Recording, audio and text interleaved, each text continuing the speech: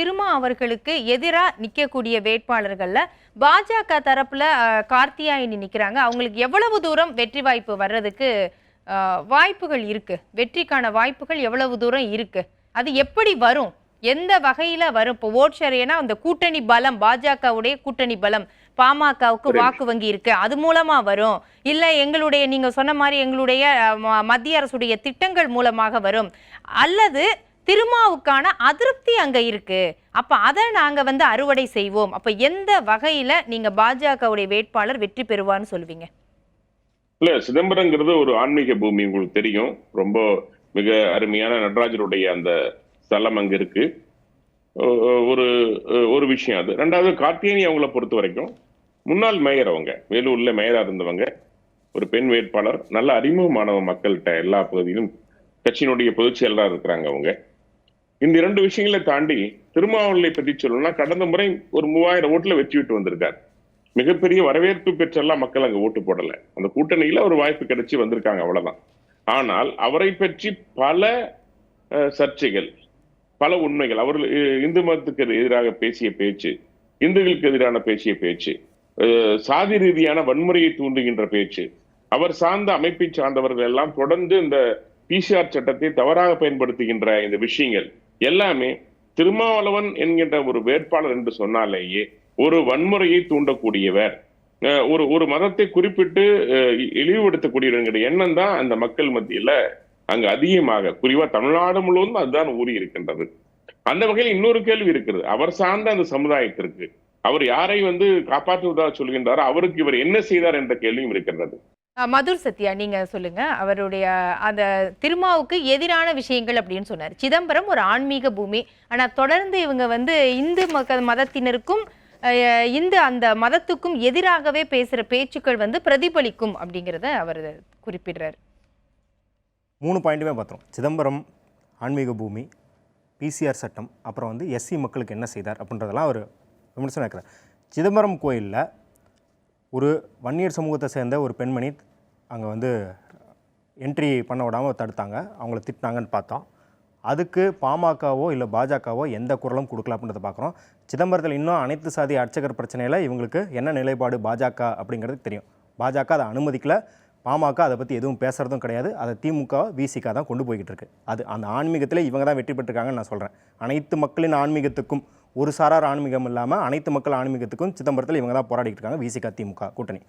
தீட்சிதர்களுடைய பிரச்சனை எல்லாம் பெருசா தானே இருக்கு. அதே மாதிரி அப்பப்போ பேசக்கூடிய பேச்சுக்களும் எதிரொலிக்கும்ல.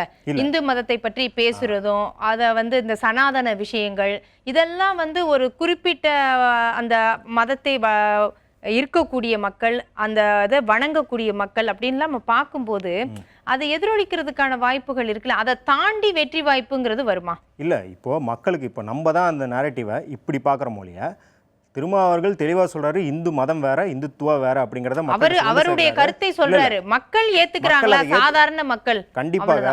இப்பவும் பாத்தீங்கன்னா கேம்பெயின் ட்ரெயில பார்க்கும்போது எந்த கோயிலையும் அவர் நிராகரிக்கல. அவருக்கு இப்போ அண்ணாமலை தருமபுரி போனும்போது சர்ச்சில் அவரை வரதை நிறுத்தினாங்க இல்லையா, அந்த மாதிரிலாம் எந்த சம்பவமும் நான் இவருக்குன்னு சொல்ல, எந்த விசிகா தரப்பினருக்கும் நம்ம பார்க்கறதில்ல.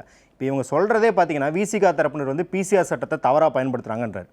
அப்போ அந்த பிசிஆர் சட்டத்தின் மீது பாஜகவினருக்கு என்ன மாதிரியான ஒரு அபிப்பிராயம் இருக்குது அப்படிங்கிறதே வெட்ட வெளியாக தெரியுது. அப்படி இருக்கும்போது நீங்கள் ஒரு தனித்தொகுதி அப்படின்னு போட்டியிடும்போது பிசிஆர் சட்டத்தை நீங்கள் வெப்பனைஸ் பண்ணுறீங்க. பிசிஆர் சட்டம் அப்படிங்கிறது அவங்களுக்கு இருக்கிற கடைசி பாதுகாப்பு அரண் பட்டியல் சாதி மக்களுக்கு. அதையே நீங்கள் என்ன சொல்கிறீங்கன்னா இதை தப்பாக யூஸ் பண்ணுறாங்க, தவறாக யூஸ் பண்ணுறாங்க அப்படின்னு சொல்ல அந்த சட்டத்தின் வலுவை நீங்கள் தான் நீடித்து போக செய்கிறீங்க அப்படின்றது மக்களுக்கு தெரியும். குறிப்பாக அதனால் பாதிக்கப்படுற மக்களுக்கு தெரியும். அப்புறம் இந்த எஸ்சி மக்களுக்கு என்ன பண்ணுறாங்க அப்படின்னு கேட்டார் சார்.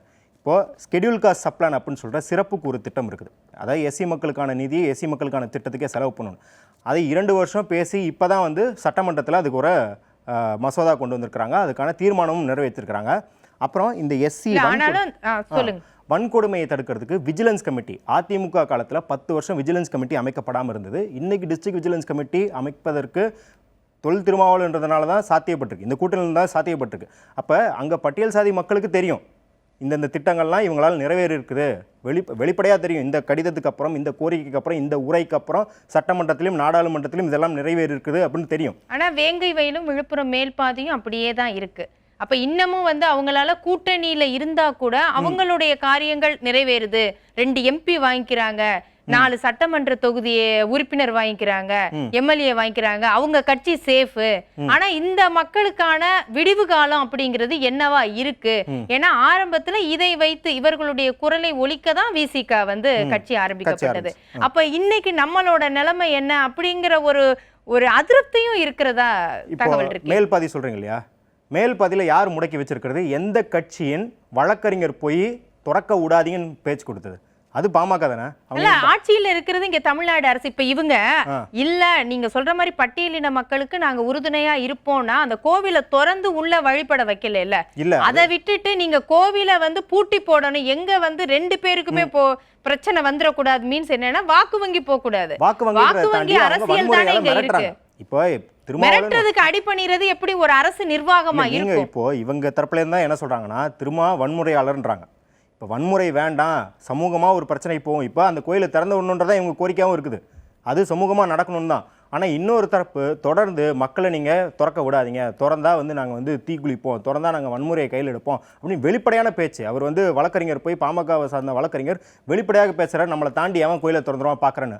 அப்படி இருக்கும்போது அதை ஒரு தரப்புல வச்சுக்கிட்டு நீங்க ஏன் திறக்கல, நீங்க ஏன் திறக்கல, அந்த மிரட்டலுக்கு பயப்பட முடியுமாங்கிற ஒரு அரசு நிர்வாகம் எப்படி இருக்கணுங்கிறது எல்லாருக்கும் தெரிஞ்ச விஷயம். நம்ம அரசு எப்படி செயல்படுறதுங்கிறத பத்தி பேசல. இப்போ பாஜகவுக்கு அது தார்மீக உரிமை இருக்கான்னு கேட்கிறேன். நீங்களே ஒரு கூட்டணியில் ஒரு கட்சியை வச்சு மிரட்டுவீங்க, நீங்களே அதுக்கப்புறம் ஏன் அதை செய்யணும்னு கேட்பீங்க. இப்பதான் கூட்டணி வந்தாங்க அவங்க. சரிங்க, அந்த விழுப்புரம் மேல்பாதி வந்தப்ப கூட்டணியில கிடையாது வந்தாங்க இல்லையா? இப்போ அதை பத்தி நிலைப்பாடு என்ன? பாஜகவின் நிலைப்பாடு என்ன? பாமகவின் நிலைப்பாடு என்ன? நீங்கள் வந்து சொல்கிறீங்க எஸ்சி மக்களுக்கு அவங்க மிரட்டலை தாண்டி போகலங்கிறது ஒரு விமர்சனங்கிறீங்க. ஆனால் மிரட்டலை விடுறவங்களுக்கு என்ன விமர்சனம்னு கேட்குறேன். அப்போது மிரட்டல் விடுறவங்களுக்கு விமர்சனமா இல்லை மிரட்டலை தாண்டி போகலங்கிறதுக்கு ஒரு பெரிய விமர்சனமானு பார்த்தீங்கன்னா அந்த மக்களுக்கான ஒரு தீர்வை பெற்று கொடுக்குறாரா அப்படிங்கிற ஒரு கேள்வி. சரி, நம்ம இந்த விஷயங்கள் எல்லாம் எடுபடுமா அப்படிங்கிறத நம்ம பார்க்கலாம் களத்தில். அப்போ நீங்க தொல் திருமா அவர்கள் வெற்றி பெறுவதற்கான வாய்ப்புகள் அதிகம் இருக்குங்கிறீங்க. அதிமுகவுடைய சந்திரஹாசனும் நிற்கிறாரு. அதிமுகவுக்கு அங்கே ஏற்கனவே அதிமுகவும் அடுத்தடுத்த ஒரு கட்டத்துல வந்துகிட்டு தான் இருக்கிறாங்க. அப்ப அவங்களுக்கான இது என்னவா இருக்கு?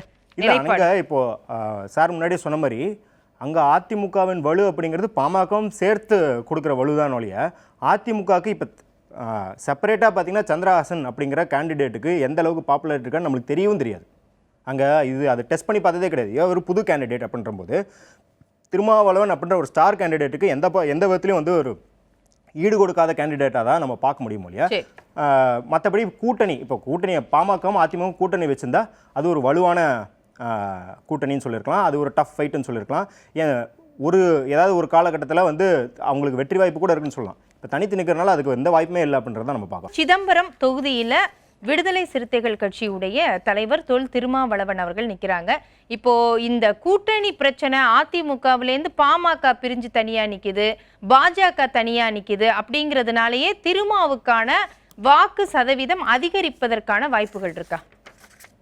அதான் நான் முதலே சொன்ன மாதிரி திருமாவளவர்களுக்கு வாக்கு சதவீதம் அதிகம் ஆகுறதோ இல்லையோ, மற்ற எதிர்கட்சிகள் அந்த பாஜகவும் அதிமுகவும் தனியாக நிற்கிறதுனால போன தடவை எடுத்த அந்த 43% வந்து அது ஸ்பிளிட் ஆகிறது தான் நிறைய வாய்ப்பு இருக்குது. ஸோ அது ஒன்று, நம்பர் 1.